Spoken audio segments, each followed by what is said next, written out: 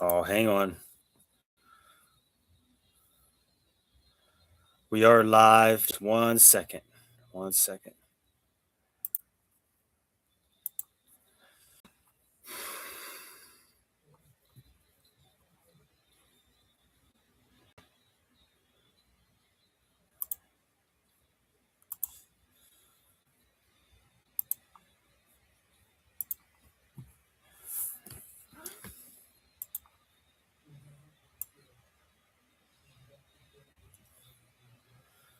My bad.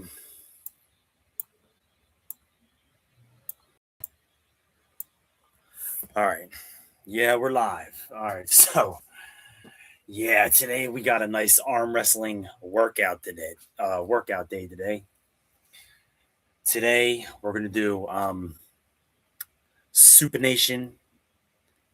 Um, it's supination side pressure, tricep press strength, and yeah, that's it.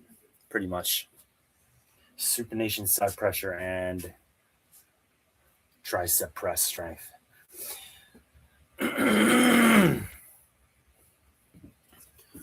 So I always go through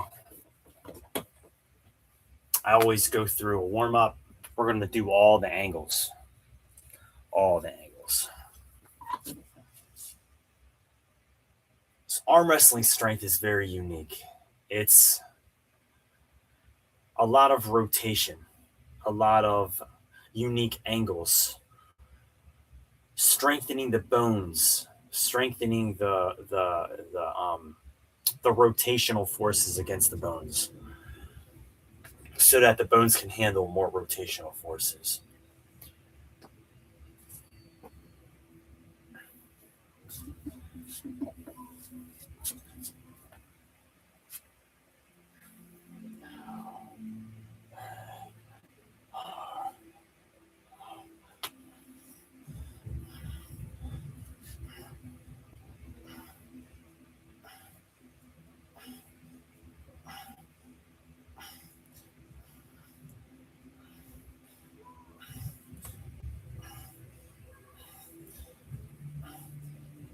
It's 20 of those.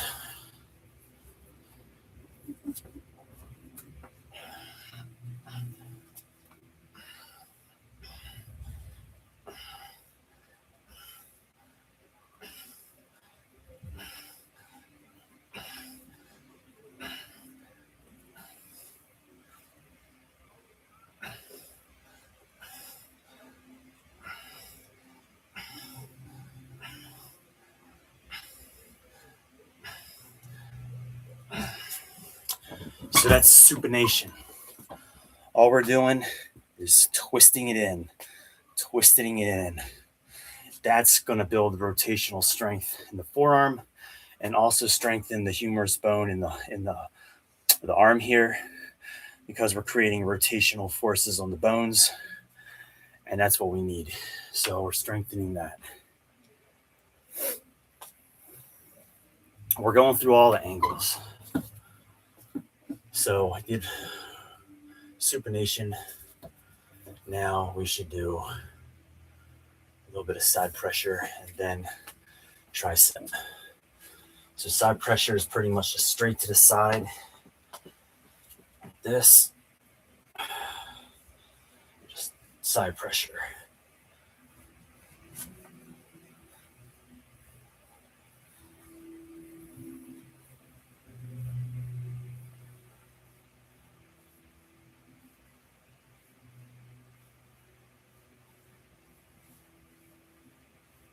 Twenty of those.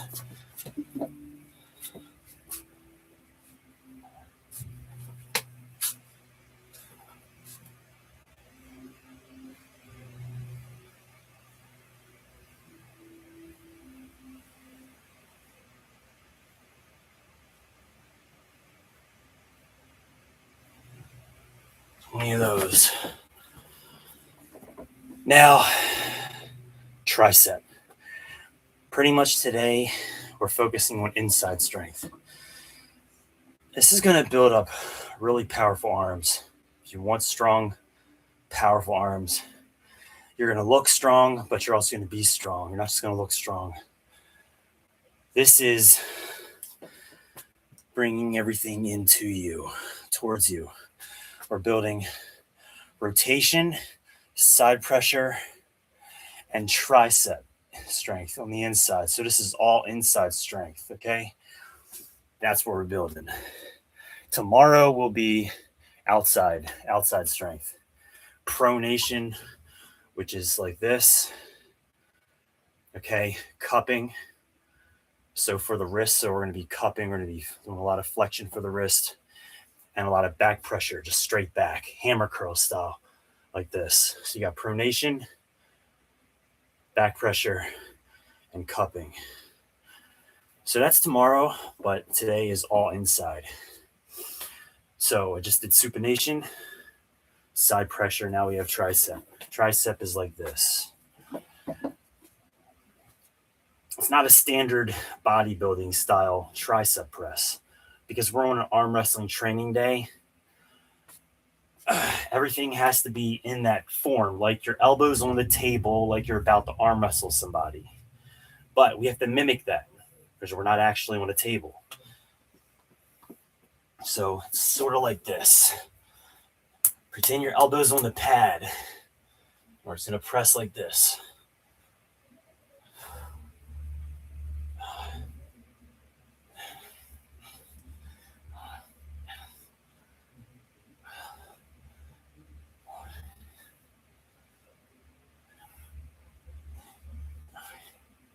Okay, switch sides. And this is all warm-ups. We're just doing 3 to 4 warm-ups. Really, it's 3 warm-ups for all the angles that we're going to be training. Then we're going to go very heavy. Very heavy, okay? So wide stance, that way you can get stability. Bring it in, pull it in. Tricep press.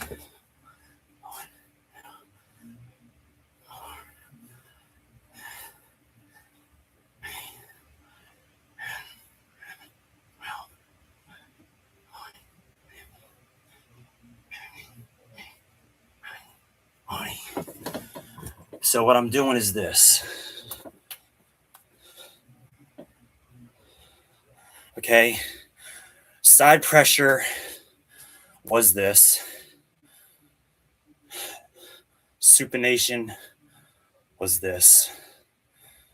And then the tricep was this. Okay. Thank you for the like. So we're training inside strength right now. We just did all the warm-ups. That's 1 warm-up per angle that we're going to be training today. So now I have to actually add a band. I have to add a band. I think I have, is it 2 10s? It's a 20 and a 10. Okay, 21st.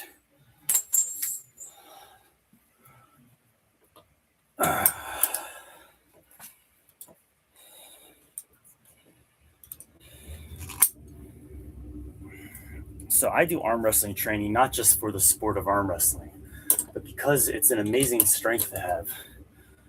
And not a lot of people train it. It's a unique strength, but it can benefit so many different things.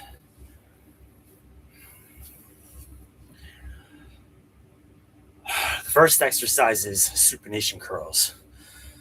So it's rotational strength on the inside. Supination, this way. Okay. See how it's on the inside of the hand. So it's overlapping the top of the thumb like that, and it's coming across the palm and on the inside of the wrist. That's the hip supination. Pull back and curl on the inside.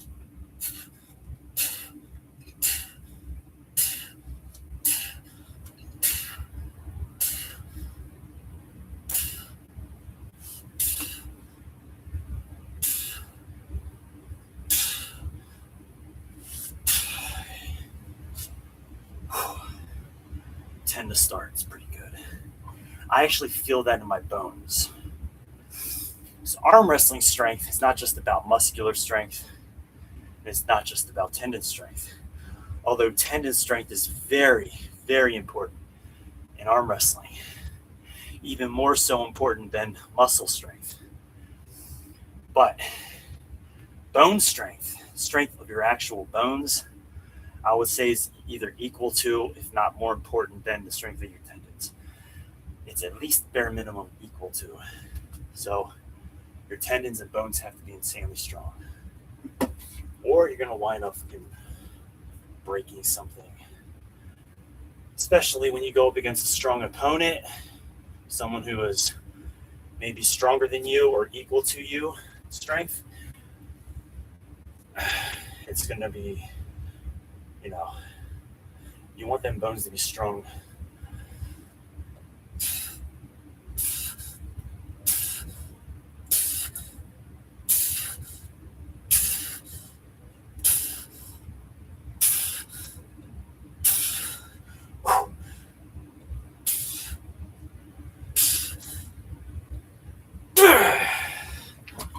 All right, so that's all we're doing is this. You can see how I'm going from a center point and I'm pulling it in. So a lot of that pressure is pulling out and it's creating rotational forces on this bone here. It's also creating a lot of rotational forces on the forearm because I have to twist it. That's what I'm talking about, bone strength. A lot of people, when they're arm wrestling, they have breaks. It's called a spiral fracture in this part of the bone. So when they're arm wrestling, they're going to this side, they get pulled back, and then their bone snaps in this part of their arm. And that's when you see the break happen. Their arm's thrown back, and then, they have a broken arm, and that shit's all twisted up. Well, it's this bone in this part of the arm here. It's a spiral fracture from the rotational forces being applied to it. Because, for one, they don't know how to arm wrestle properly. So they're using their arm to just drive to the side. Okay? And that creates a lot of torque on that bone, which is not something you should do, especially in the beginning of arm wrestling. Really, you should be pulling back, and then driving your body down using bicep and forearm to pull. So you're really pulling towards you and only using slight angles to pull them down to the pad. So you have to lower your body to the pad, but not this. You're not doing this or this. You're pulling back and angling your body like that, pulling them down and dragging them to the pad. That creates less rotational forces on the bone. You're using more bicep and more hand control and back pressure, just straight back to you. So, but it's always good to have strong bones because somebody in a defensive position could pull, dragging you out of your strength. And that can also put you in a vulnerable position because the moment your hand becomes out of alignment with pretty much your center line. Your center line is your chest line here, like in the center, underneath your chin, or even maybe just slightly outside where your pec would be. But anytime your hand goes outside of your shoulder alignment, it gets dangerous. So that can happen though. So it's always good to train that strength, but you're not trying to use that in arm wrestling. You're just always training it to make sure it's strong in case you ever go there, but you're not trying to purposefully go there. I appreciate that. Yeah. So I'm not just training for arm wrestling strength. It's something it's a passion of mine, but this can benefit anyone who just wants to have, a good, strong-looking arm, forearms, highly developed forearms. If you want a strong wrist, if you're going to do any kind of manual labor work, it's really good just to have strong hands. So this is going to really build up your hand strength, your wrist strength, your forearm strength, and even your shoulder strength as well, because we're doing a lot of internal rotation. So that's a lot of shoulder, just through shoulder stabilization. All right, we probably already rested for about 2 minutes, and we're gonna get the next set. So I have to use one foot to stabilize, and we're just gonna pull center line. Always going for center line. Pretty much my fist is under my chin, but we're gonna pull it in.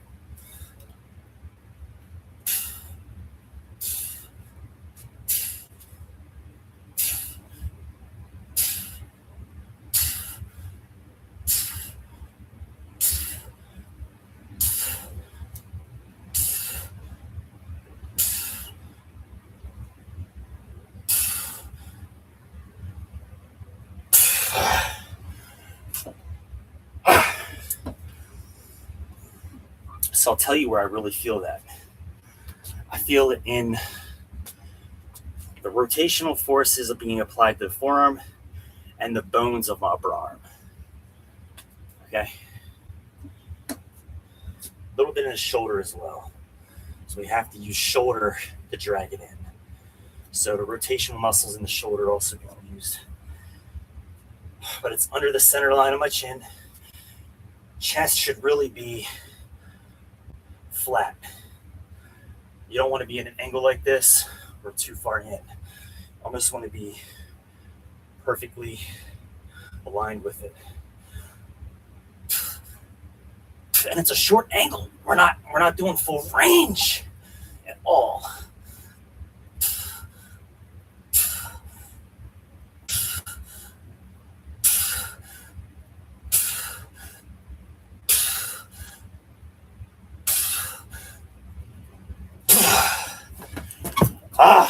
Okay. We're done the second set, both sides. So that's all I'm doing. I'm just pulling back and just doing short range motions. Arm wrestling is all about strength in a very short range. We're not doing a lot of full range on this day. On all our other days, so push, pull legs, everything is full range. But we're still trying to train the arm wrestling muscles. So all the muscles that we're going to use for arm wrestling are being used. So when we do pull-ups and chin-ups, I'm always trying to flex my wrist. So we go all the way up, or should I say all the way down and all the way up. But when I do my chin-ups and pull-ups, I'm trying to flex my wrist like that.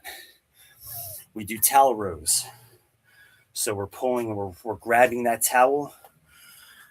And this is my towel trainer. Okay, this device goes over the suspension trainer, which is hanging right here. This can be adjusted at any height. Basically, just loop it through. We lean back and use our body weight to row our body up. And because of the nature of the towel, we have to grab that towel and we have to grip it. If you don't grip it very tightly, you're going to slip off. So it's going to build a lot of hand strength, finger strength, and wrist strength. And basically, you have to grab it like this and row.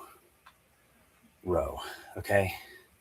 You can also do towel pull-ups. If you want to hang it over like a pull-up bar or any kind of overhead attachment, you can literally do pull-ups or chin-ups, actually. It's more like a chin-up, not a pull-up, because it's close grip. So it's going to be out in front of you like this, and you can do chin-ups from the towel itself. It's another way to do it. And also towel curls. So with the suspension trainer, because of the way the suspension trainer is, you can adjust it at any height, loop the towel over so it's hanging from it. And now you can grab the towel like this and pretty much lean back, and curl your weight up to your face. So it's pretty much like this, right? You're curling all that body weight up to your face. It's all going to train the wrist, the forearms, all the tendons in your wrist, and your fingers. You still have to grip and squeeze that towel. So then we do wrist rotations with the towel. So we use that towel and we still do wrist rotations. And this is on our pull days. So at least 2 days out of the week on pull days. So because it's push, pull legs, That's push. Oh no, sorry. Pull is at least in there twice. So that means forearms is in there twice. So we're doing all of those motions that leads up to arm wrestling training block, which is only 2 days. Arm wrestling training block is 2 days. This is very specialized. This is very specialized compared to our other days. Even though we're mimicking some of the strengths that we need for arm wrestling and grip strength and everything, this would also be useful in kind of like a combat sport like jiu-jitsu, wrestling, even striking sports, because you need to have a strong wrist to strike without hurting yourself. So if you want to throw a hard punch and you don't want to, damage your wrist, you have to have good strong wrist in order to do that. Yes. In high school, hell yeah. All the way from elementary school, middle school. Really, it started heavily in middle school, and in high school, it started to really become like a passion of mine. And I just didn't really know anything about how to train properly for it, but I just got into weight training and I was just doing curls and, the standard stuff like the bench press, lat pull downs. It was all really, really rudimentary, basic gym lifts. Uh, so, but that's when it started, and then it was just the arm wrestling in the lunchroom, and even sometimes in homeroom in class.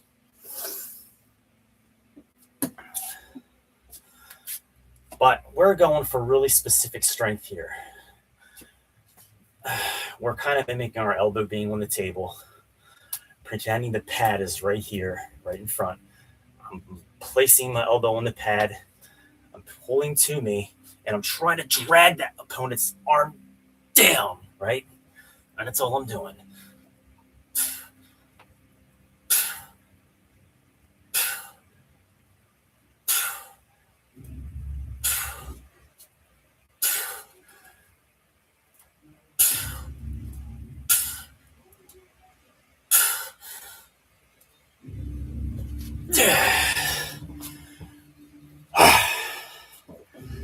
Still managed to maintain 10. I thought I was going to drop off, but we're keeping 10. I don't want to go too heavy on this because it we just now started the arm wrestling training block, the last phase. So really, it's only the second time we've done this. You don't want to hurt yourself. You know what I mean? This is a lot of forces, a lot of tension being applied to bones, tendons.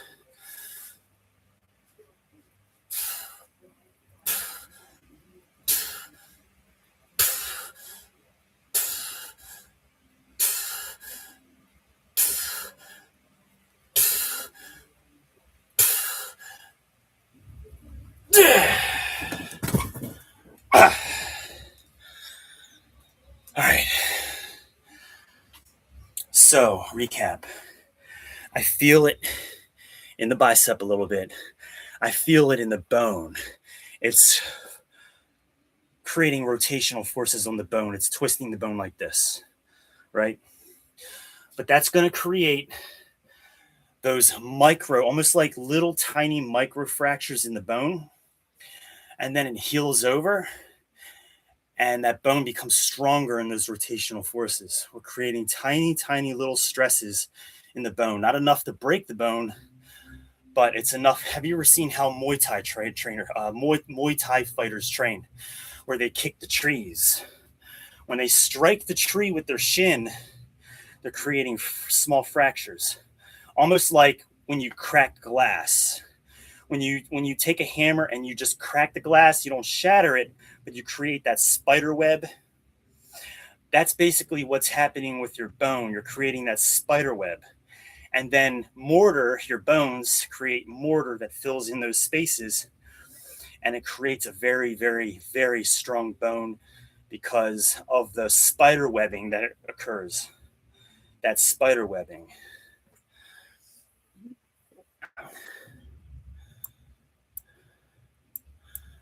So that spider webbing is kind of like almost like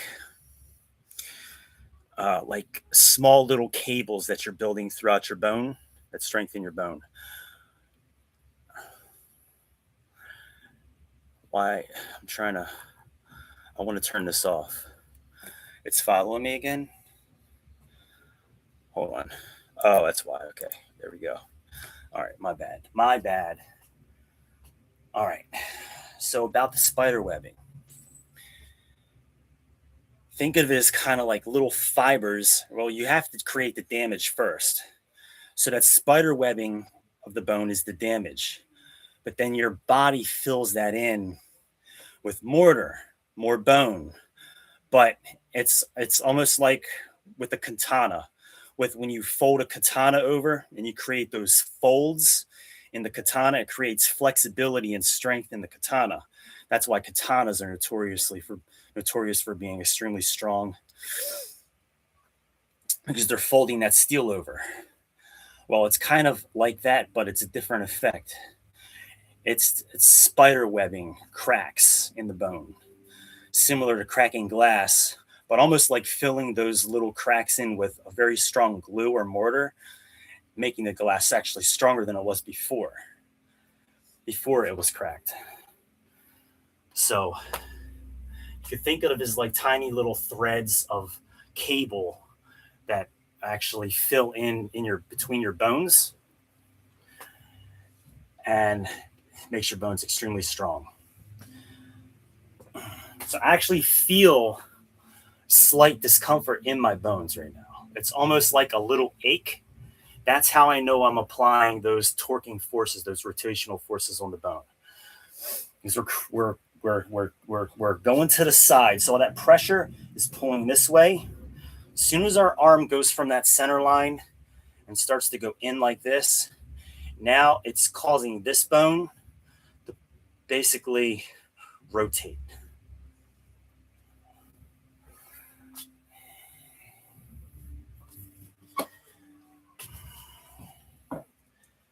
Now, this is not just good for arm wrestling. This is good for, like, if you want to fuck somebody up. If you ever need to fuck somebody up, it will help.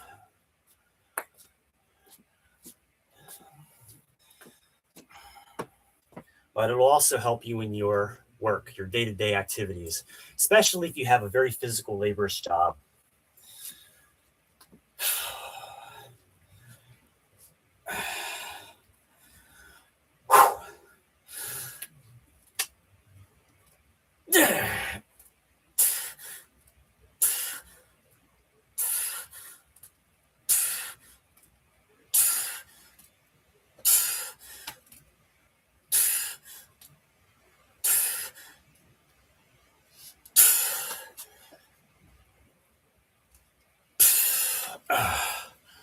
All right, so I know that I'm capable of doing more, but I'm not going to push to my limits on this because this is still relatively new.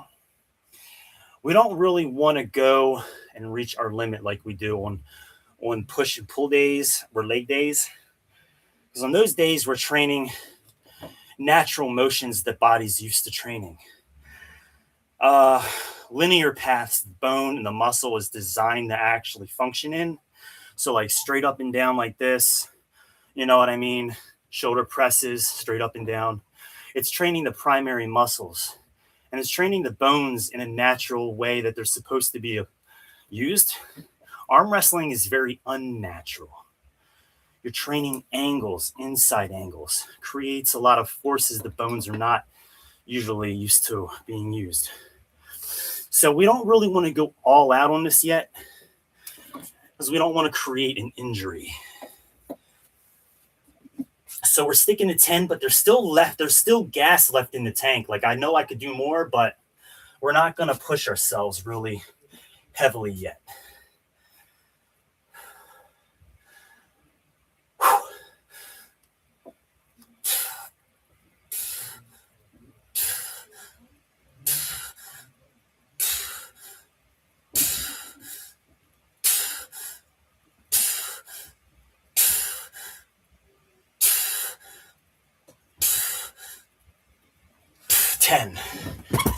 And so we did 3 sets. That was the fourth set. So we did 4 sets. A lean diet, I actually do eat a very high calorie diet, but I try to stick to healthy foods.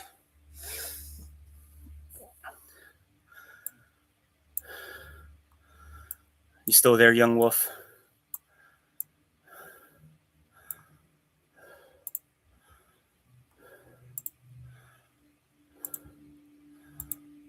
I got 2 of these up.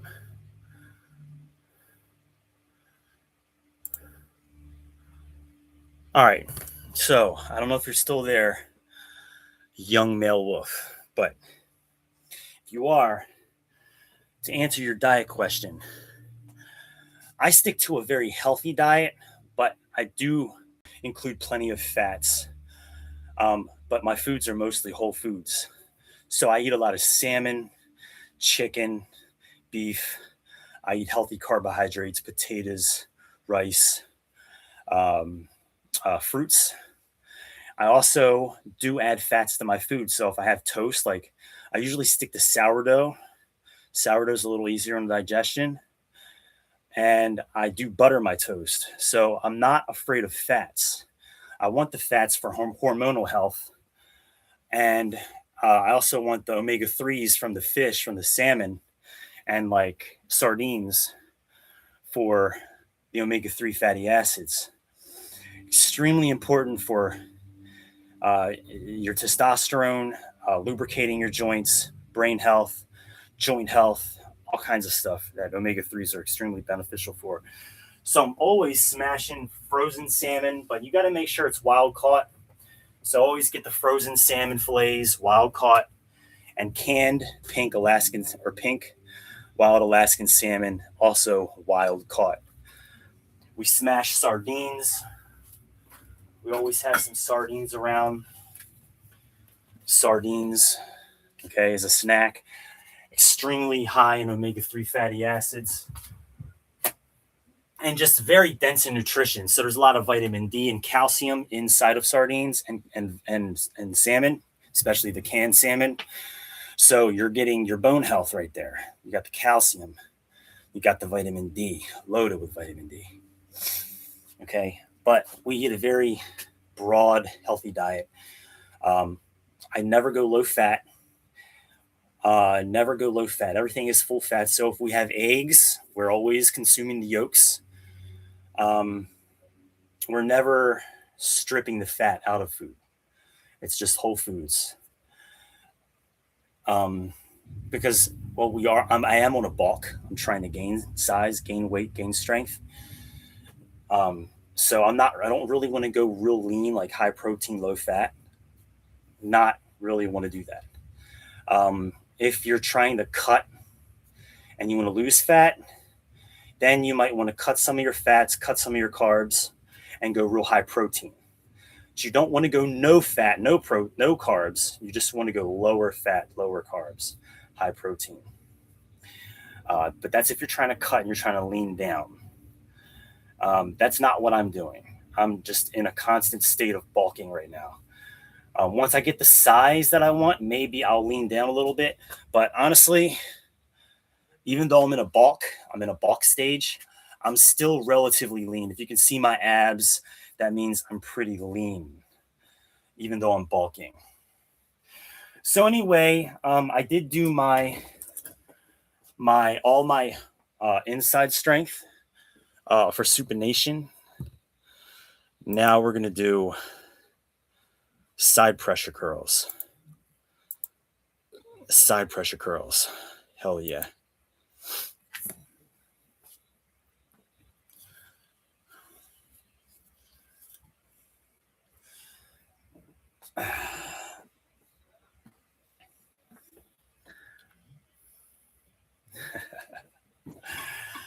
All right. So side pressure curls. I'm not sure how long I rested, to be honest with you,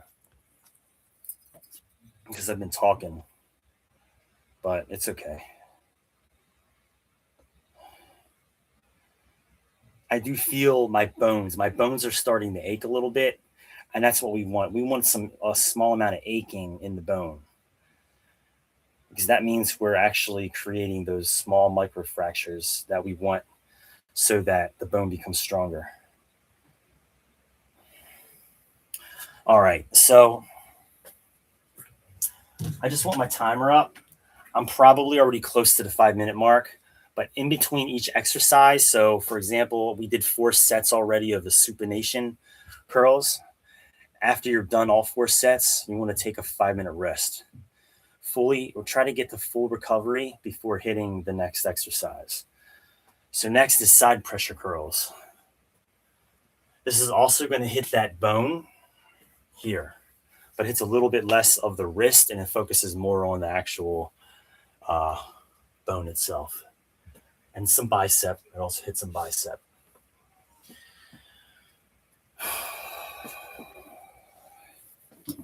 I'm thinking we'll stick with this weight. We shouldn't have to add a band. Yeah, we're just going to stick with this weight here.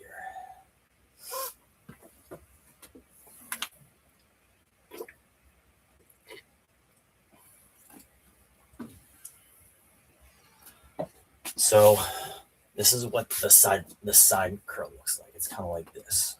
Side pressure curl. Ah, damn. Whoa. Hold on.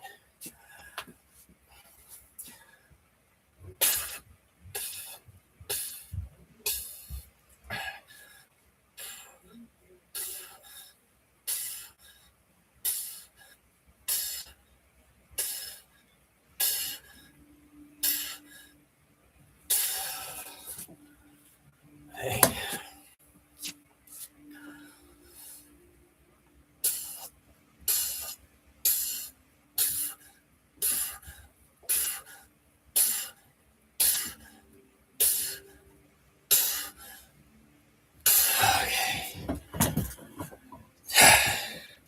We hit it really quickly. We just bust through it, and all I'm doing is this. I'm trying to touch the shoulder. So with this arm, I'm trying to touch the shoulder. I'm doing this, curling in like that. I'm trying to touch this shoulder. All right, what does that do? It hits some of the inner bicep, but also hits the bone. So we're creating rotational forces on the bone. So doing this, anytime you're going outside of just perfectly parallel with your body, you're training more of the bone itself. So most bodybuilders, right, they do a curl. They're very strong here, right? They do this. They're very strong here. But the moment they go outside of center line, they're not very strong like this, because this creates rotational forces on this bone in the arm. So this bone gets a lot of rotational forces like this being applied to it, torque being twisting on that bone. And then, they can wind up breaking their arm pretty easily. So what we're doing is we're trying to strengthen that bone, also strengthening the tendons surrounding and all the ligaments and everything and muscles that are also needed for that kind of torque.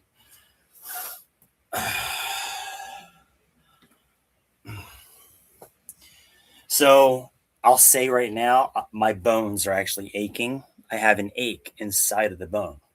It's kind of like a dull aching sensation radiating through the entire part of this bone.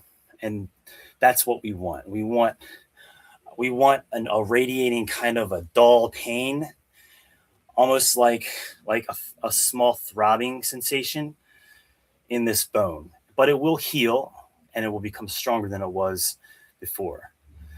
Those are the small micro fractures in the bone that we're trying to create, so that basically it's used to those rotational forces and it will not snap under that kind of stress. Oh, thanks for that second like. I appreciate you.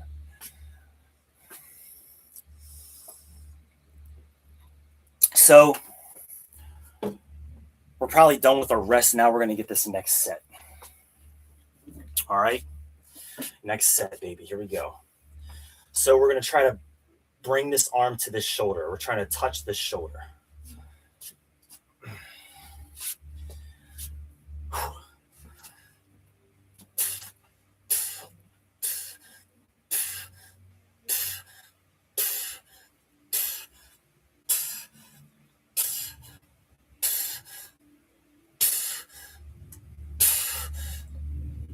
All right. We're just doing a quick 10.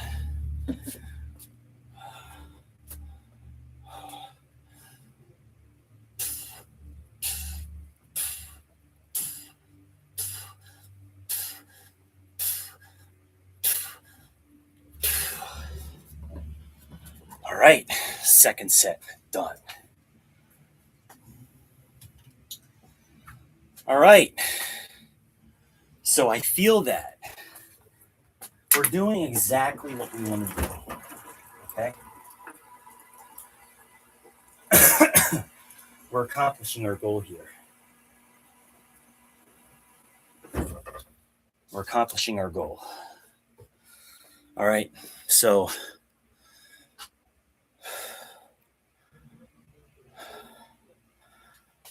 all right.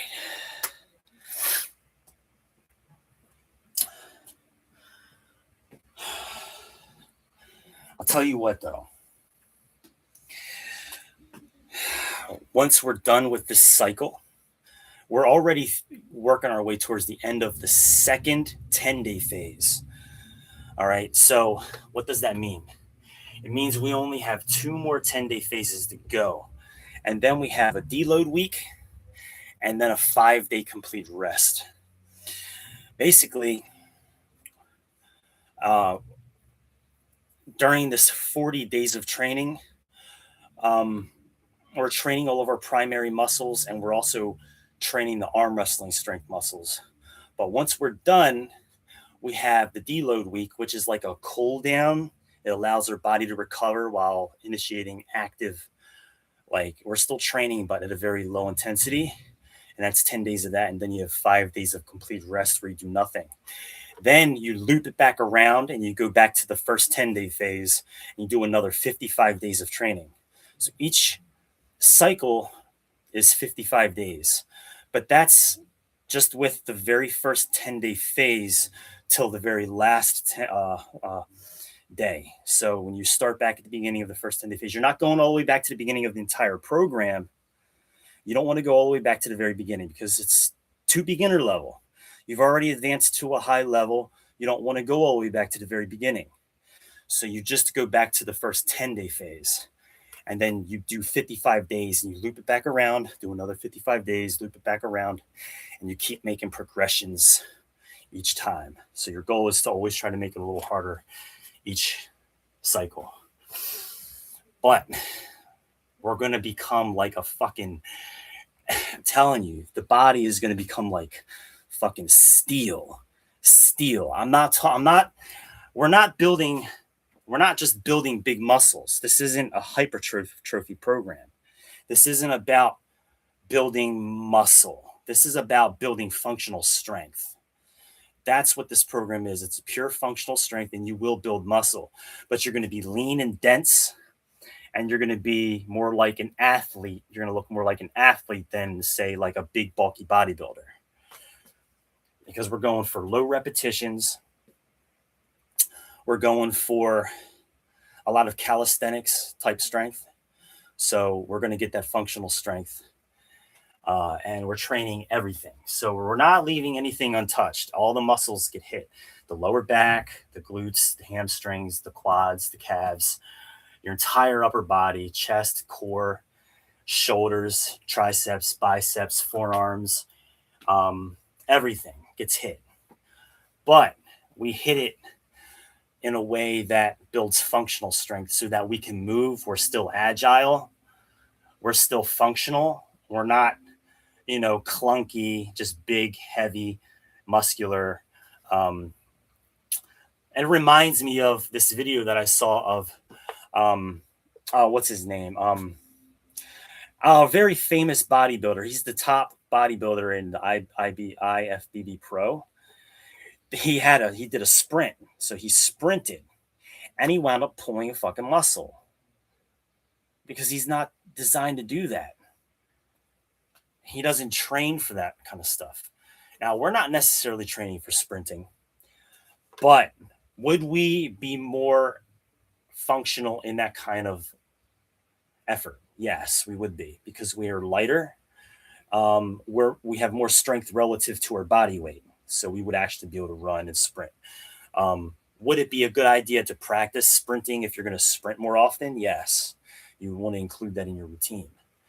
But as of right now, we have all of the strengths that we need to be able to transition into any kind of functional sport and start to get good at it. So you would want more specialized training in any given area, but this builds us up to be able to transition into anything. This program pretty much builds a foundation so that if you decide you want to do some sort of sport, then you can transition over really well over into any kind of sport. Oh, I answered your question earlier. I wasn't sure if you were on, but for like the diet, I don't really go lean. I go healthy, but I do eat like a high calorie diet because I'm in a bulking phase right now. So we do include the fats. We don't cut fat. So I'm always eating whole eggs. If I'm eating Greek yogurt, it's whole milk, whole fat Greek yogurt. I don't consume skim milk. It's just whole milk. If I eat like chicken thighs, it really depends. Sometimes I buy the skin on, bone in. Sometimes I buy boneless, skinless, but it really depends on what I'm trying to do. Um, but we never really cut fat. Everything's about trying to get in healthy, dense calories. But everything is very nutritious. I have a very nutritious diet. I would show you everything, but we don't have time for a nutrition segment right now. Um, but I do follow a more traditional kind of a diet. We have a good portion of protein, some fat. We have a good starch, and we usually have a good vegetable. If I'm having sandwiches or something where I have bread, sometimes I still have a starch with that, but I might not have as much starch. Sometimes I have a vegetable or I may not have a vegetable depending on the sandwich. If the sandwich is loaded with, onion, tomato, lettuce, I might not have an actual vegetable inside. It really depends on what we're eating. Um, but it's a very nutritious diet and it's dense in calories because I'm still trying to bulk. I want to get size. We're not going for low fat, lean, low fat, high protein foods. We're going for dense calories. Still high in protein, but there's definitely fat content. And yes, we even treat ourselves. Sometimes I have pie. Sometimes I have ice cream. I actually have 3 gallons of ice cream in the freezer right now.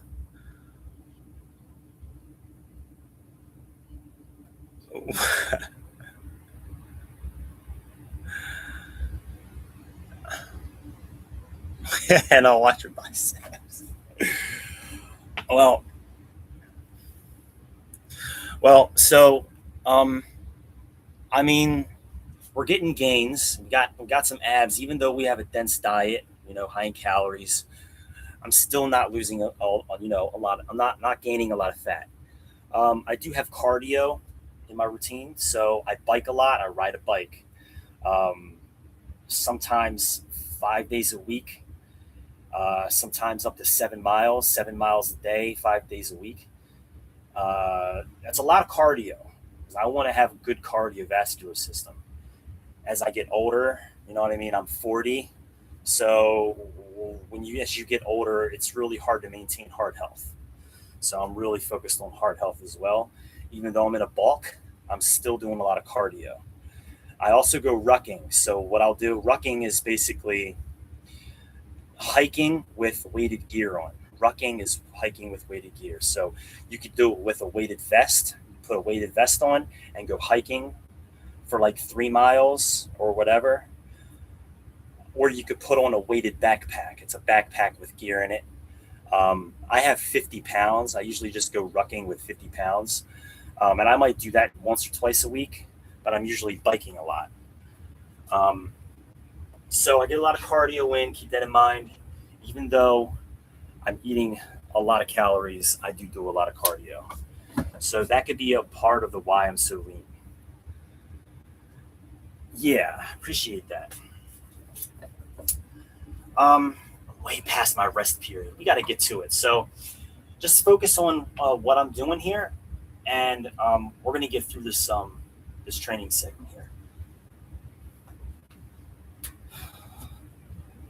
We are on our heavy side pressure. Oh no, I'm sorry. Did we do all of these? We have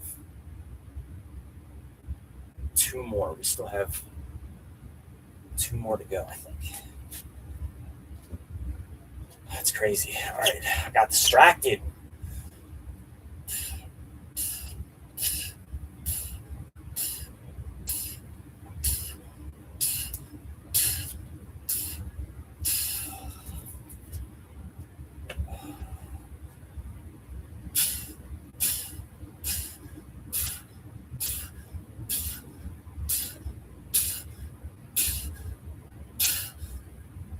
All right. Now I'm really going to pay attention to this rest. So after each set, 2 minutes. Put 2 minutes on your phone. Make sure you have your clock, your stopwatch up. Put 2 minutes on there. Or whatever your rest is. I usually follow a 2 minute rest period for upper body. So now I have 2 minutes I could explain. So what I'm doing right now is it's called a side pressure curl. I'm trying to take my fist and touch this shoulder, right? So I'm going like this, center line, and I'm trying to curl to the shoulder like this. All right, it's a side pressure curl. It creates a very unique strength where you have a lot of strength pulling things into you like this. So bodybuilders train a lot like this, very linear, a linear path of progression. So it's straight up and down. This is a linear path, right? Very linear. This is linear, this is linear, and this is linear. But the moment you go from pretty much, you start to change up the angle like that. If you go inside like that, across to the shoulder, or even just inside a little bit, you're going outside the box. You're no longer linear. Thank you.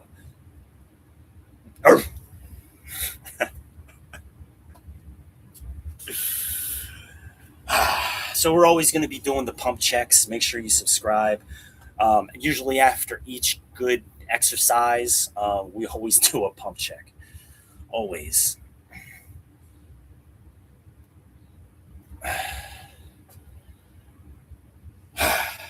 So 2 minutes is up. Now we get it.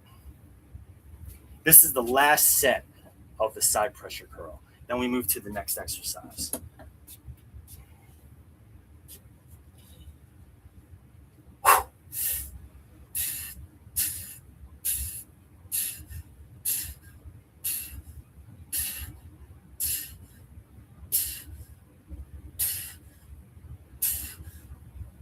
All right.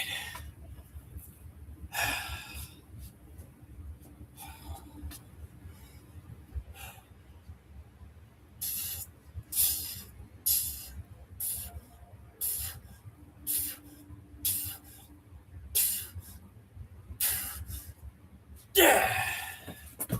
All right. Now we have a 5 minute rest. So we did 4 sets of supination curls, which is rotating the wrist in, kind of going into the side, but rotating the wrist. Then we did 4 sets of pure side pressure curl. Now we're going to do 4 sets of a static hold side pressure, a static side pressure hold. We're pretty much going directly to the side. This is as pretty much as far as side pressure goes, as far to the side as you can go. So this is maximum side pressure. If you're not careful in this, you could break your arm. So you don't want to go too heavy. You could literally break your arm. You could snap your arm. Pretty much creating a rotational fracture in your arm, breaking this bone here, this bone. So you don't want to go real heavy on this.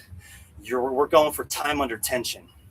So we'll find a good moderate weight that we can do and hold for time, say 10 to 15 seconds. Okay, nothing real crazy. Nowhere near our one rep max, because this will, like I said, break your arm. Now we got a good 5 minute rest. We don't want to, we want to recover. This is gonna hit a lot of the shoulder. It's gonna hit the rotational muscles in the shoulder. It's gonna hit that bone, creating torquing motions on the bone. It's also gonna hit some of the tendons in the elbow here. And we're just going to drag it out. So pretty much the resistance is going to be like pulling this way, right? And we're just going to pull it out, and we're going to hold it. Pure side pressure like this. We're just going to static hold while that force is being pulling this way, trying to open our arm up like this, right? And we're just going to hold it. So if you notice, we got more and more and more and more to the side with each exercise. You notice we went from supination curls to, and this is somewhat under the chin. So we're going somewhat under the chin with the supination. Then with the side pressure curl, we're going out further. We're actually touching the shoulder. So this is away from the chin, and we're going out even further, touching the shoulder. Now we're going directly 100% to the side. So you see how the progressions go further and further out to the side, creating even more side pressure as we go. And then when we're done with that, then we go inside. We're going to do tricep press.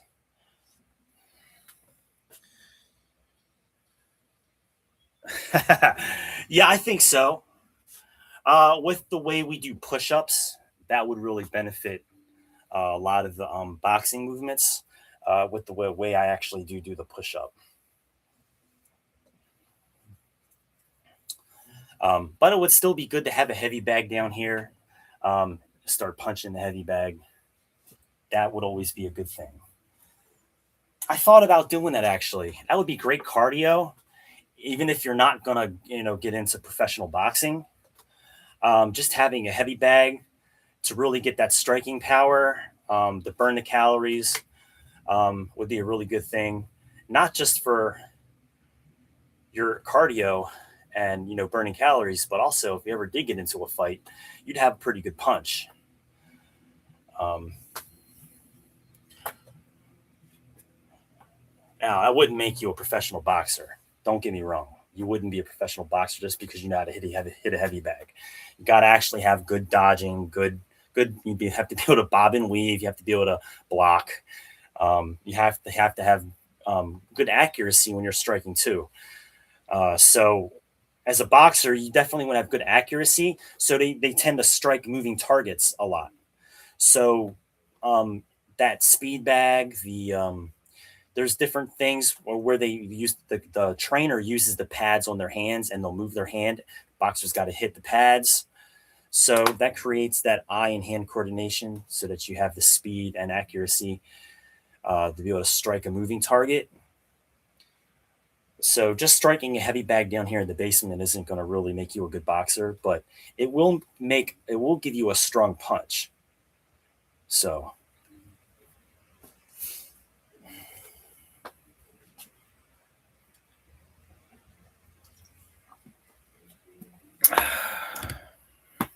you just better hope that if you get into a fight, your strong punch comes out on top, because you better hope you're not going up against a professional boxer. Someone who really knows how to fuck your shit up. You definitely want to get into a boxing gym. But we are an arm wrestler. We're good on the table. Yes, stay hydrated. And if you can, add a little bit of salt to your water, or past our 5 minute rest. So now we're going to do our side pressure hold. So I was going to say about the salt in the water. Salt actually makes your water more hydrating. It's an electrolyte. Salt gets a bad rap, but it's actually very healthy for you. Even more important for you if you're an athlete, or you're just, you lift weights, you exercise a lot. Salt is even more important for you. So Add a little salt to your water, actually improves the hydrating effects of your water. It pulls the water into the cells where it's supposed to go. All right, so we're going to pretty much go to the side like this. We're just going to pull it like this and hold it.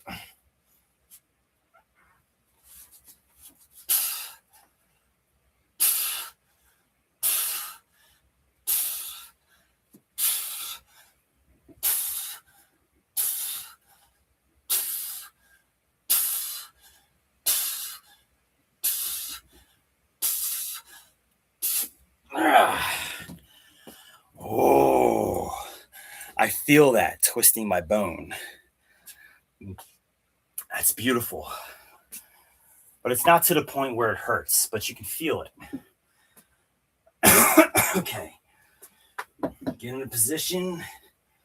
Pull it out.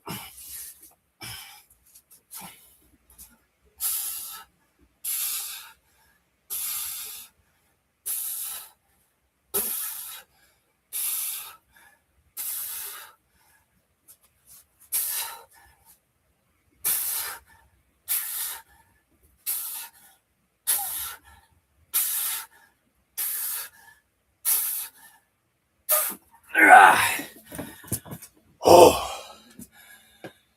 All right. So you can see how that force is being applied directly to this side of the arm as I pull it out.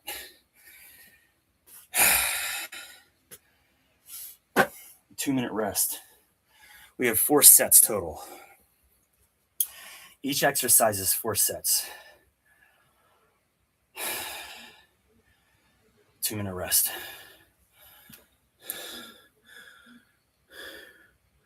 Yes. Yes, I do. Actually, just to show you, maybe once a week to once every couple weeks. Okay, so I was having some cores. Today's my day off. So I had about 3 before I even started working out. I don't usually drink before I work out, but every once in a while, it's nice to catch just a little buzz right before you work out. It's fun. I don't recommend it to everybody, just for health reasons. But I decide to do it sometimes. It's just my choice. And then when I'm done eating, I'll have another meal and then I'll probably drink some more. But I work tomorrow, so I never get wasted. Never get trashed. I just drink a little bit, get a little buzz, and then I only drink like once a week. Sometimes I spread it out and I might only drink once every couple weeks. So, yep. Do enjoy me some beers. What's your favorite beer if you do drink?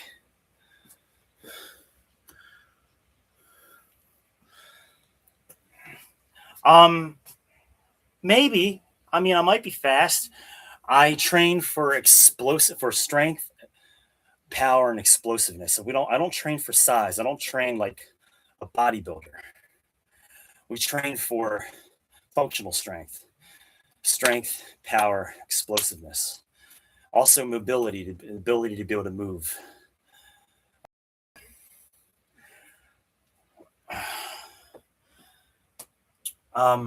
I don't really train for flexibility though.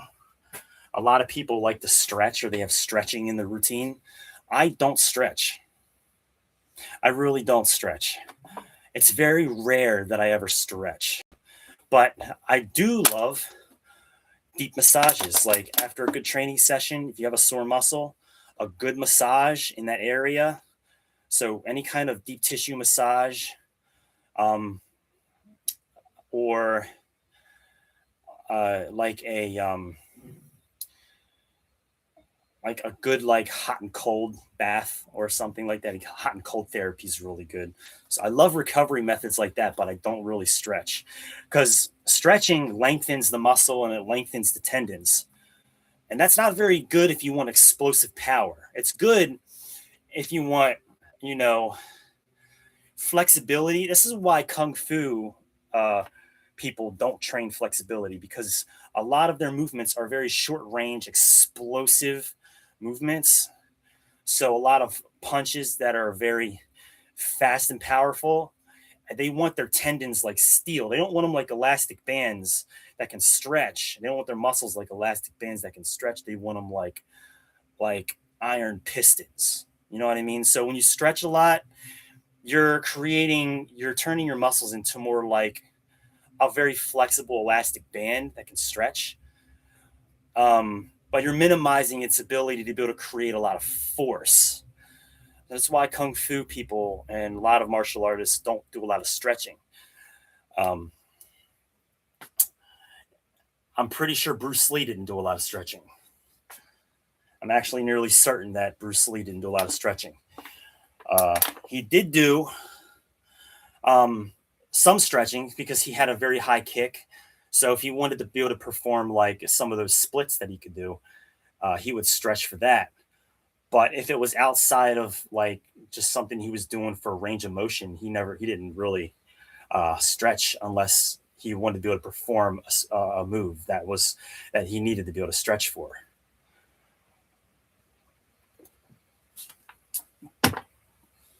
But most Kung Fu fighters don't stretch. They don't stretch.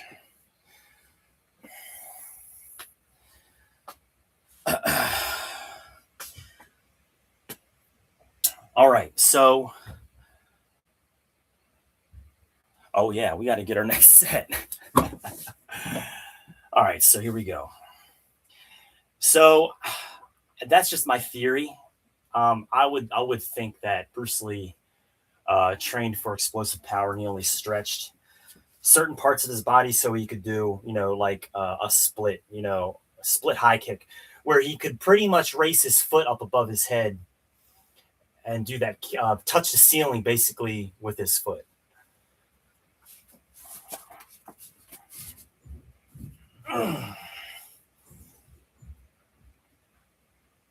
So if he wasn't training for a move and he wasn't stretching for a move to get good at that move, I don't think he really trained. He didn't really stretch for that for the most part.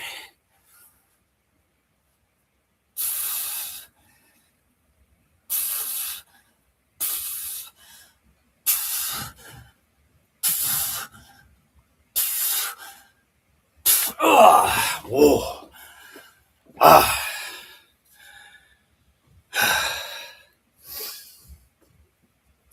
All right, next side.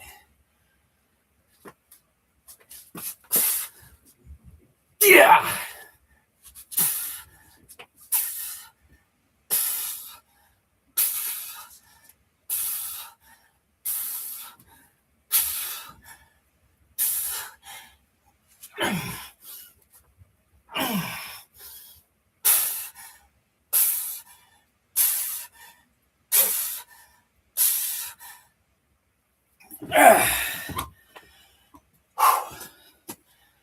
All right. All right.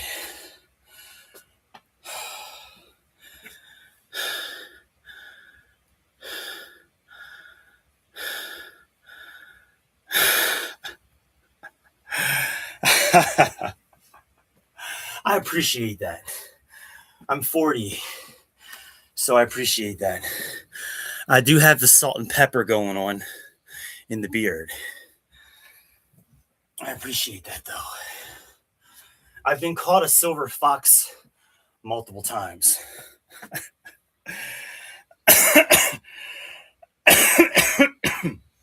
So, yeah, being called a silver fox.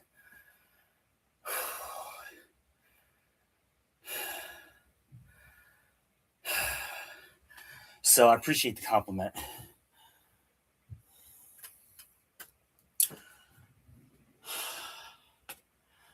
Oh, my bones are aching. That's what I want. I want that ache. It's like it's almost like it's an ache deep in the bone. It's hard to explain if you've never felt it before. Uh, it's a dull ache, almost like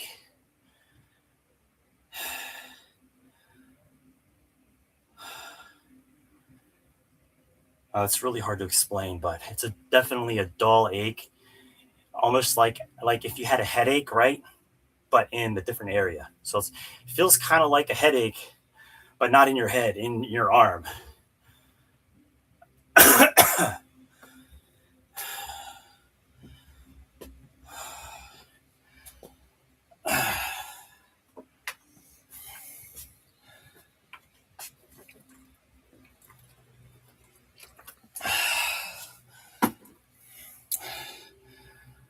All right, so I'm going to take another 30 seconds. This is the last set. So we did 2, 3. That was the third one. We have one more.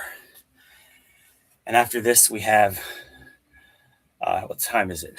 Yeah, we're actually approaching the time we should be at, even though I spent a lot of time on rest, talking too much. I was talking a little too much. Um, we're actually getting towards the end here.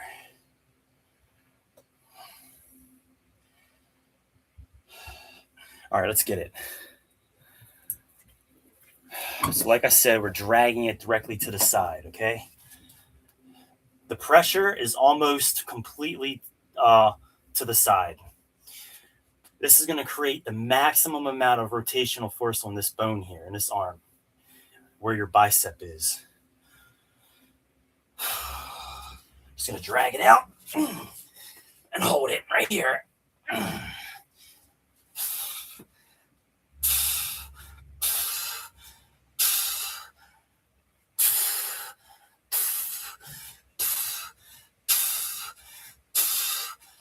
Yeah.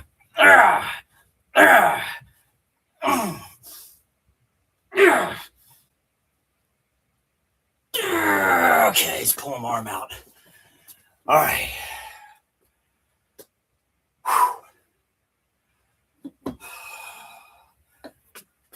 Here we go.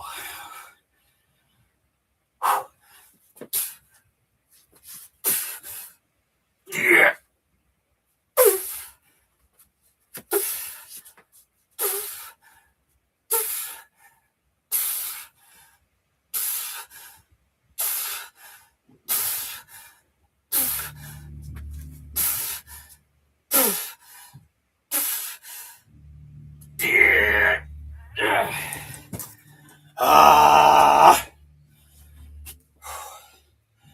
All right. So that's done. Now, hold on. Now, it's another 5-minute rest. Now we do the tricep press. So it's still to the side. We're still going to pull the band out to the side, but we're going to angle our arm in more, and we're going to press it down.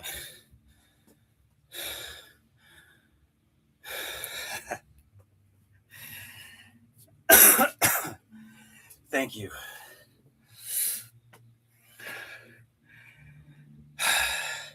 Well, if you haven't subscribed already, I greatly appreciate your subscription.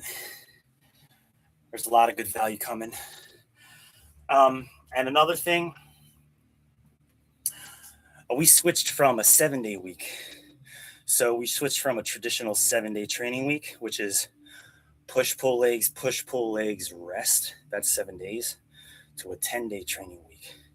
We got push, pull legs, arm wrestling block, inside strength, then arm wrestling block, outside strength, then rest, 2 days of rest before starting back over again. So it's a 10-day training block, and it really goes like this: push plus core, abs, pull plus forearms, anything to do with the forearm, the wrist, then legs plus lower back, then it repeats: push plus core, pull plus forearms, legs plus lower back. Then arm wrestling training strength, or arm wrestling training block, inside strength, supination, side pressure, and tricep strength. Then arm wrestling training block, pronation. Pronation like this, back pressure, and cupping. Okay. Then rest. That's 10 days. It's all in the program that I've designed. We are on we finished 14 weeks, then an additional 10 days, then an additional 7 days. And this is the 8th day. No, I'm sorry. This is the 7th day. This is number 7. We're on the 7th day right now. So we have tomorrow's the 8th day. Then we have 2 days of rest. That'll make 10 days. All right. So we don't follow a traditional 7-day week. We do 3 10-day phases per month now. We switched from that, from a 7-day week to a 10-day phase. That started after week 14. So once we finished work week 14, so all 14 weeks was just your standard traditional 7-day week. And then week 15, well, actually, technically, it's a 10-day phase. It's no longer a traditional week, is the new 10-day phase. It's all in the program. We have 4 10-day phases, standard 10-day phases. Then we have a 10-day deload week. And then we have a 5-day complete rest period where you do nothing but focus on recovery. Then you repeat it. You go back to the first 10-day phase, complete 40 days of the standard 10-day phases, then a 10-day deload, then a 5-day complete rest. And you just keep looping it back around. Boom, boom, boom, boom. And you make progressions in each phase. So you want to go back to each time you go back, you want to be stronger than you were the last time. I hope that helps. But the link is in the description. It takes you right over to my basement boot camp. That basement boot camp has everything. If you read that and you bookmark that and you follow that along with my videos, you'll pretty much have a good idea of what to do. Yeah. So anyway, we're almost at the end of our rest period here. We're at 4 minutes and 20 seconds. We're taking a total of 5-minute rest. So I managed to talk for almost 5 minutes.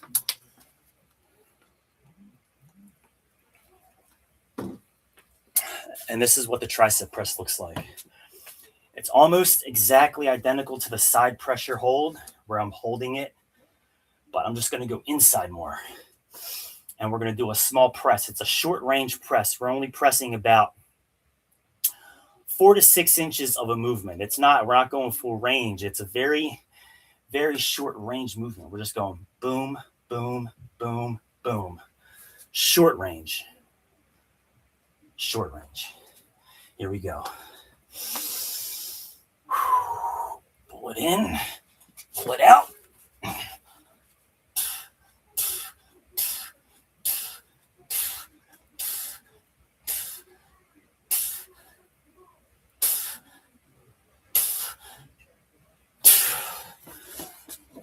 Switch sides.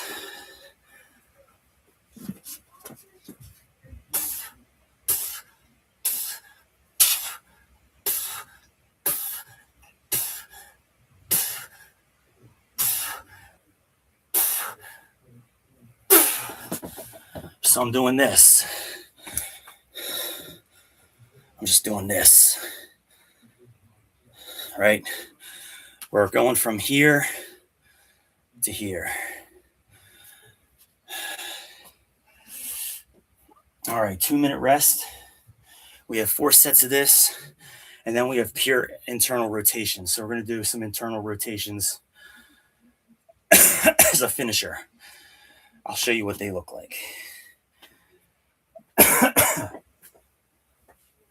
Internal rotations, similar to a static hold side pressure, a static side pressure hold, but we're actually going to be creating motion. And so instead of holding it here, we're going to go to the side completely, and we're just going to rotate it.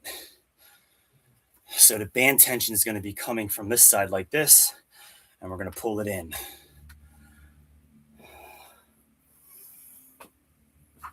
I actually should set it up right now. We're almost to that point.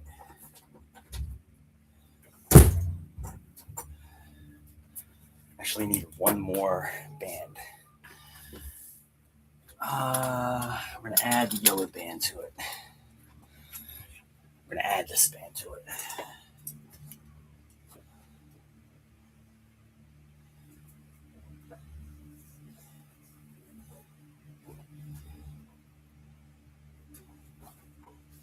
All right, now it's set up. All right.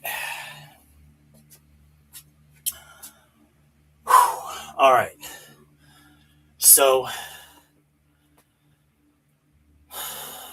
we have 30 seconds. Might as well get in position.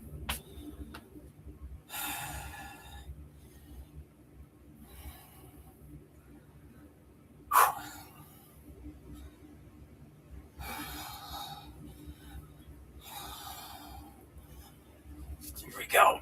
Yeah.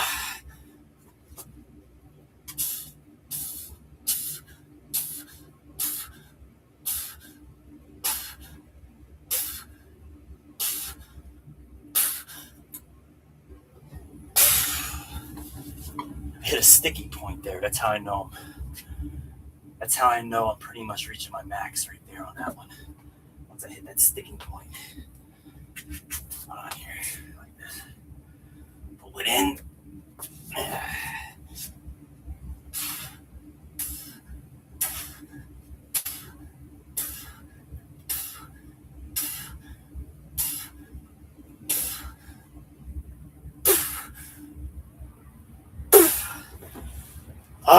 Feel that in the tricep. Also feel it in the elbow. But not in a bad way, in a good way. It's actually building the elbow tendon strength up.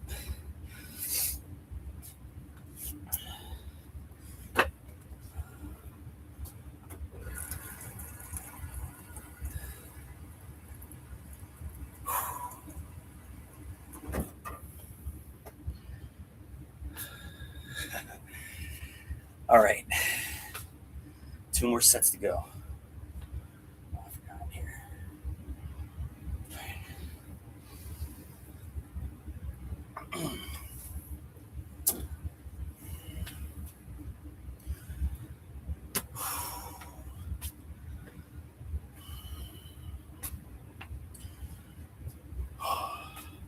Wow, my arms are feeling like, they're aching, bro, but in a good way.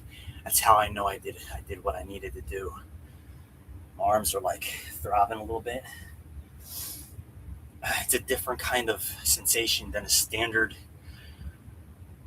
arm day. You feel it more in the bones and in the tendons than you do in the muscles. So the soreness, the ache that I'm feeling is not really so much in the muscle. It's actually, I feel it deep in the bone.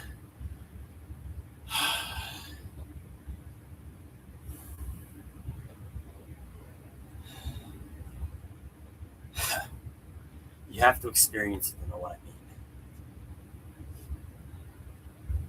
You don't get that kind of ache when you do pull-ups, push-ups, chin-ups, bicep curls, and shit like that. You don't get that. You only get that by creating uneven forces on your bones. Torquing forces that cause your bones to rotate.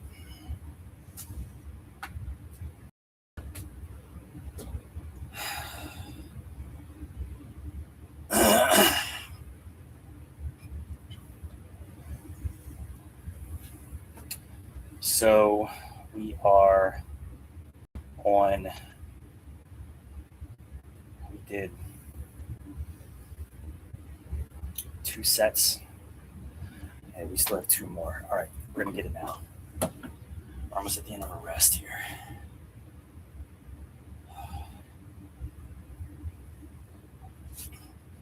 Yeah.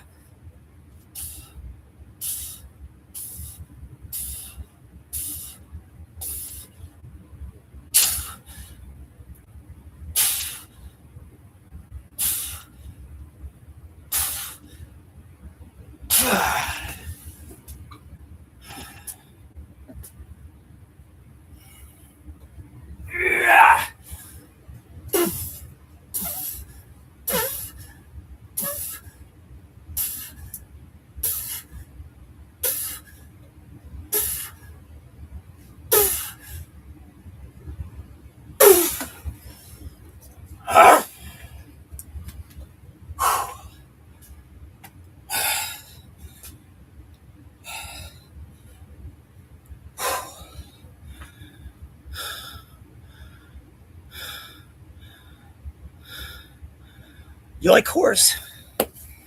That's awesome. Love Coors. My dad actually is the one that got me started on it.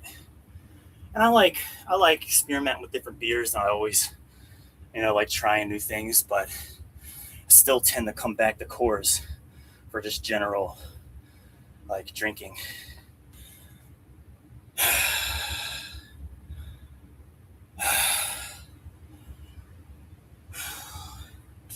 So like a couple weeks ago, I had Heineken. I liked it. Heineken's good. A little more malty, right? Has a more of a malty taste to it. But I had Heineken. And for a while, I got into a phase where I was doing a lot of like IPAs. Some people don't like the IPAs, but I was experimenting with IPAs. Plus, I was doing like Sam Adams. And I was like just trying all kinds of different stuff out. But for just the general overall the lager that I like to drink, of course, is it. I also like Yingling. Yingling's pretty good too.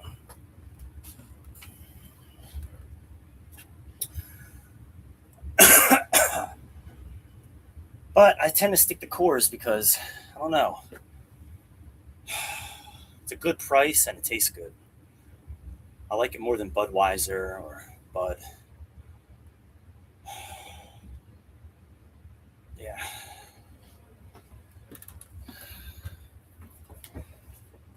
Oh, my arms are aching, boy. Aching, aching, aching. I'm gonna have a good meal after this. Um, I'm gonna have to do some nutrition stuff. I don't know if I'm gonna do some video. I'll probably do some video, but I might also do some posts on top of it. Posts in the YouTube section. So you know how you can do a YouTube post? Well, I could do multiple slides with multiple images, like breakfast. Right? I'll take a snapshot of the breakfast and all the ingredients that were used. Then my lunch, then my dinner, or and plus any snacks that I used or any snacks that I ate. Um, beverages too on top of it, like how much water I drank. Plus, if I had coffee or any other kind of beverages, I include those. And then maybe like a little supplement stack on top of it that I take, because I do take a supplement stack. I do take creatine. I have a good multivitamin. I take magnesium glycinate, and I that's it. It's just the creatine, a good multivitamin, and magnesium glycinate. But this is the creatine that I've been taking right here. Creatine monohydrate, micronized by Bulk Supplements. It's usually on Amazon. It's priced pretty well, and I have a really good multivitamin. I'll show you guys that for another time. I'll have that all up on the channel. Everything that I take, everything that I eat.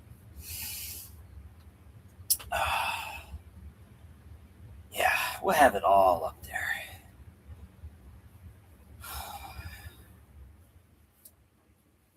Also have it on the blog as well. So it's going to be on the website. It's going to be on the YouTube channel, and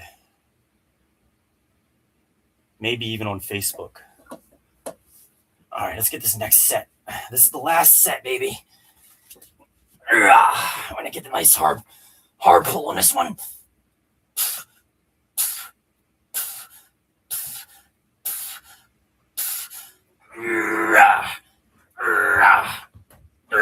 Okay. Oh, couldn't do 10.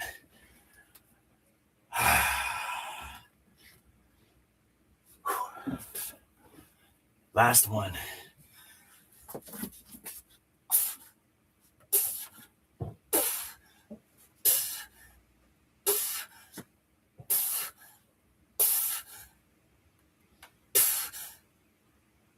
Yeah. Okay. All right.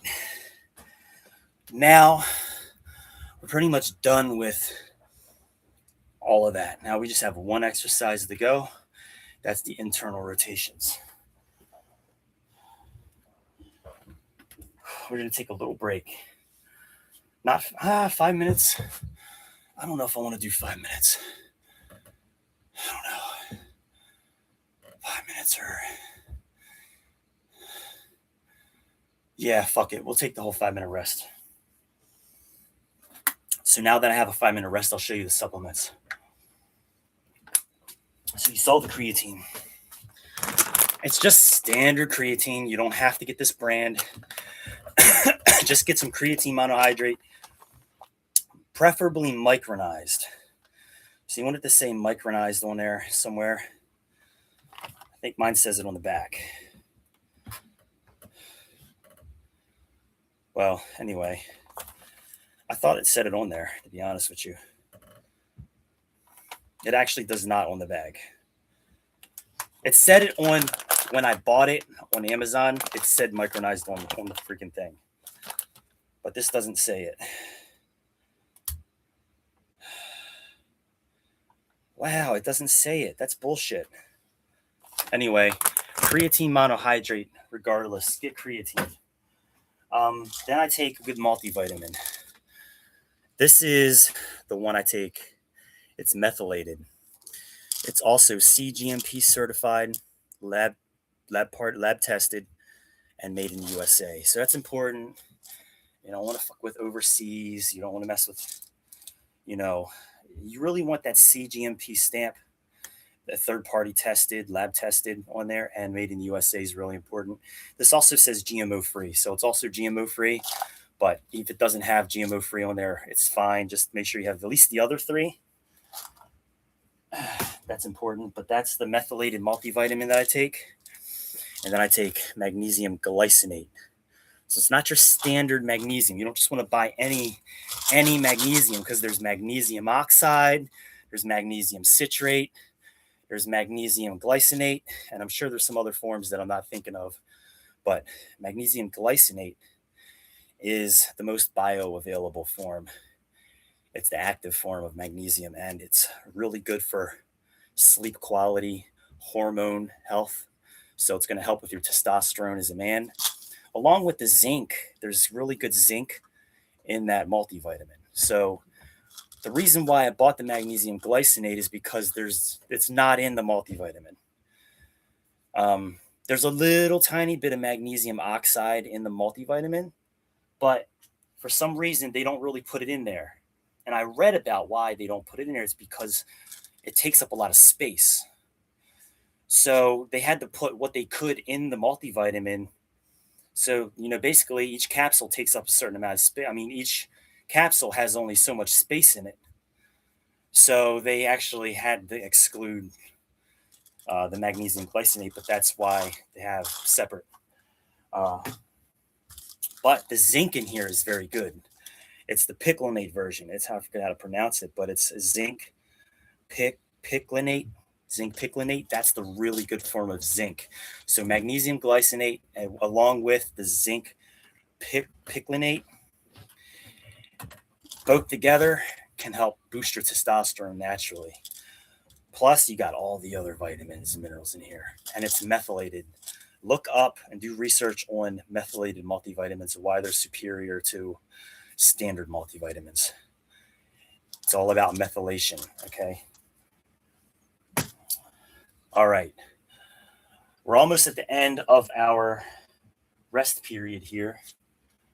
So I've been feeling really good, with my diet and my supplements. Really fucking good.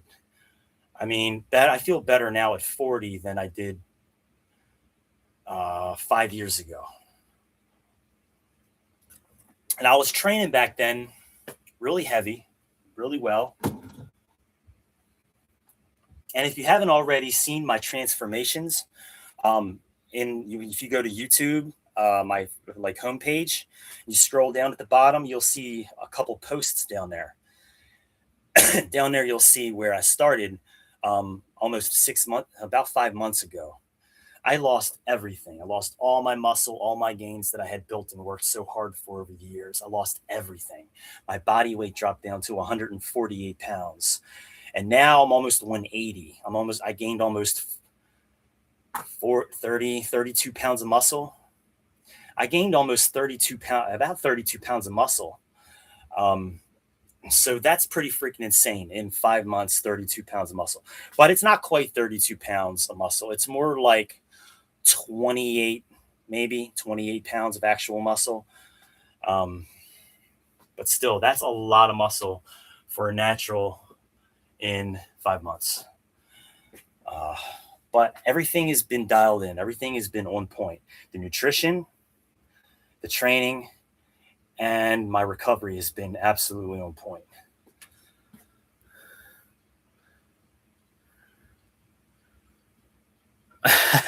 Well, the good thing is you got my stream, so I could reach you anywhere. And all the values there. So, I mean, I would love, to be able to coach you in person. I am actually working on becoming a certified personal trainer and nutritionist right now. So I'm working on the certification. I should have fucking done it a long time ago, but we can't dwell on the past, right? So we just got to move forward and do better. So I'm working on that now. Through the ISSA, I actually have to study when I get off here. After I eat, I have to study. So, but however, we have the stream. Any questions you ask in the live stream, I'll be sure to try to answer as honestly as possible. If I don't know the answer, I'll let you know and I'll try to get it for you. So we're past our rest period. All right, so great. Now we can do internal rotations. Internal shoulder rotations strengthens the rotational muscles in the shoulder. So when we train, we do bodybuilding. Usually we're training all the primary muscles. Primary muscles are like, your delts, your biceps, all the extensors and flexors in your forearms, et cetera, et cetera, et cetera, your chest, your upper back. But what gets neglected are rotational muscles. So muscles that allow you to do this, or rotate your wrists, even in your hips or in your spine. So your spine has rotation strength. So when you do this is rotational strength, and not a lot of people train it. Some athletes do.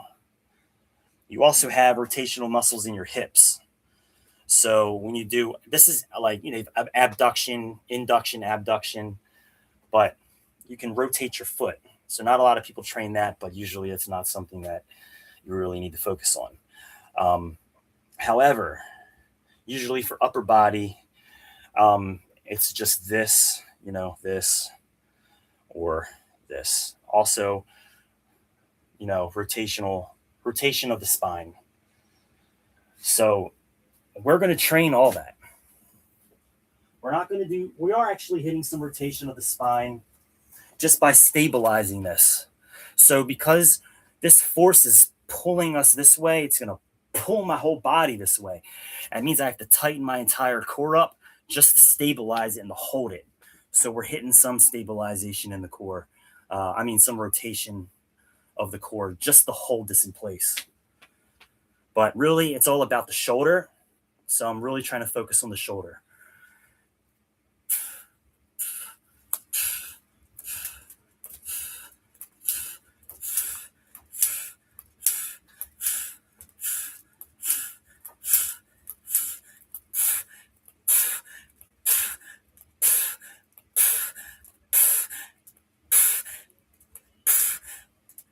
All right. Let's start off with 20. Switch sides. Hold on here. Let me move that. Here we go.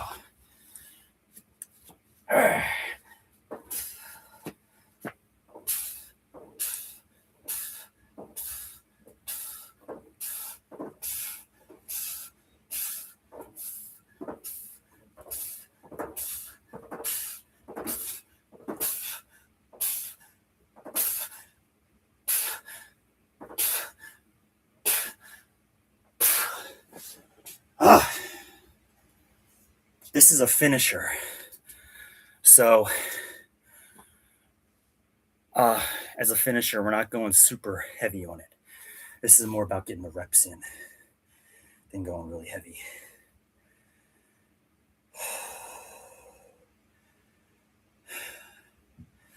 There we go.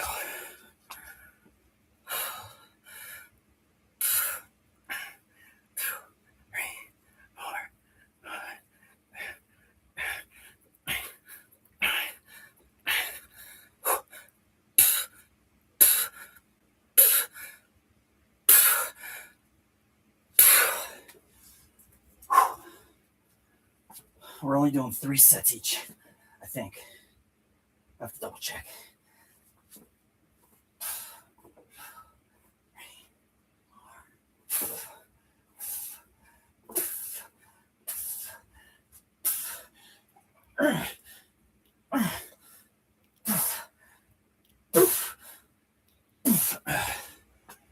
Ah!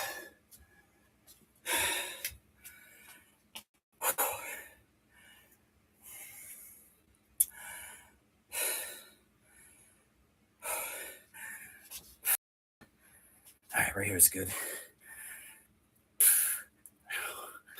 Don't play with me. Don't play with me. Don't play with me. Don't play with me. Are we good?